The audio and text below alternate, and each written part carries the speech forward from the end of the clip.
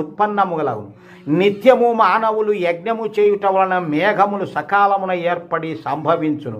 అట్టి యజ్ఞము కర్మనునర్చుట వలన సంపన్నమగును. ఆ యజ్ఞము కర్మ చేయుట వలనే సంపన్నమగును. కర్మ బ్రహ్మోద్భవం విధి బ్రహ్మాక్షర సముద్భవం తస్మాత్ సర్వగతం బ్రహ్మ నిత్యము యజ్ఞే ప్రతిష్ఠితం. యజ్ఞాది కర్మములు వేద విహితములు. మానవులు యజ్ఞాదులను నర్చి ఇష్టములను సాధింపగలుగుదురని వేదములందు ఉపదేశింపబడినది. వేదములు నిత్యమైన పరబ్రహ్మచే అగ్ని, వాయువు, రవి, అంగీరసుడు అను పవిత్రాంతఃకరణులైన మహర్షులకు భాషింపచేయబడినవి. కావున యజ్ఞాది వేద విహిత శుభకార్యములందు వేదమునకు జ్ఞానమునకు అంత ముఖ్యమైనటువంటి మాన్యత వసగబడుచున్నది.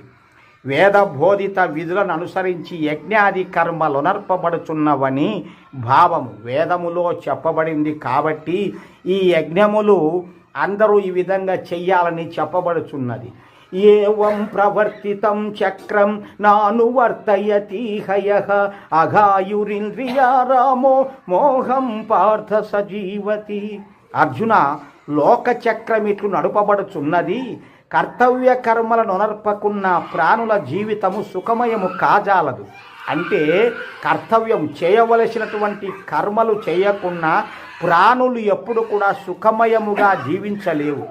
మానవులు వేద విధులను అనుసరించి కర్తవ్య కర్మలు ఆచరింపక ఇంద్రియలోలురై జీవితము గడుపు ఎడల వారి జీవితము వ్యర్థమగును.